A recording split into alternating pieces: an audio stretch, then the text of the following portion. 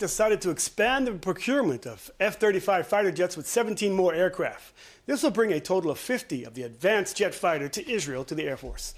Well, joining us now from our Tel Aviv studio is Danny Grossman, a lieutenant colonel in the reserves and a former IAF aviator. Hi, Danny. Hi, Aryeh. Glad to be here. Well, Danny, the first of the F-35 stealth warplanes are expected to land in Israel in just 10 more days. What is this aircraft going to give to the IAF? Well, the F-35 is the first fifth-generation fighter in the history of the Israeli Air Force. Now, fifth generation means that the airplane will have stealth, which means you can't see it, as well as tremendous maneuverability and combat capability. The world had had fourth generation, such as the F-117 fighter, but that had stealth, but it wasn't really a good fighter. It couldn't fight its way in and fight its way out. It could fight at night when all you could pick it up was on radar. But the F-35 will be able to do both long-range missions and short-range missions. It'll be able to operate in both stealth mode and in regular mode. And it will increase Israel's capability by, number one, keeping the skies over Israel clear, and secondly, providing us with both a strategic and a tactical weapon, which we have not had anything even close to this in the past. Well, Danny, the F-35 is called in Hebrew Adir, or magnificent. Now, Israel has a tradition of modifying the aircraft with local Israeli-made additions. Is that possible with this F-35? Absolutely.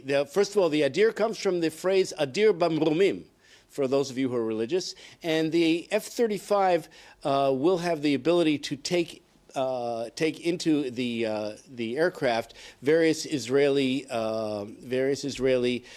innovations. So it will be an outstanding fighter. It'll also have the cutting-edge technology in the world. There is nothing even close to the F-35, which is fighting. There are two operational squadrons already flying in the United States. So Israel will be the first country outside the United States which will be operational. Now, this is very, very important because Israel had been, during the Cold War with the Soviet Union, the beta site to test Western equipment opposite the Soviet. Well, now what we're doing is we're going to see, and if you remember, by the way, then the F-15, the first air-to-air combat, which the F-15 saw, was right here in Israel in the mid-70s, and the first air-to-air kills were here in Israel.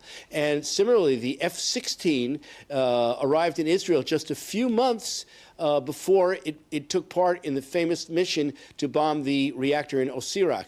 So Israel actually showed the world how to operate these systems, the F-15 and F-16, and I have no doubt that Israel will be making a major contribution within the strategic cooperation with the United States by being really the cutting edge of showing how to operate this new fighter, which is cutting-edge technology itself. Well, you know, Danny, Lockheed Martin is getting a PR campaign of epic proportions in Israel. Well, Danny, is this the right aircraft to begin with?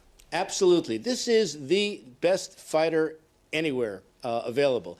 And Israel, one of the most important tenets of the Israeli philosophy, our defense philosophy, is that we need to maintain a qualitative edge. This will enable us to do that. The F-35, think of it as the quantum leap which Israel had when they got the F-15s. It took a quantum leap in our capability. And similarly, we hope that this will happen exactly with the F-35 procurement. Now, there have been reports in addition to the F-35s that are coming, senior Air Force officers are interested in future purchases of more jets, and they're saying maybe the F-15 is one of these future purchases. Is this beyond the lifespan of that jet?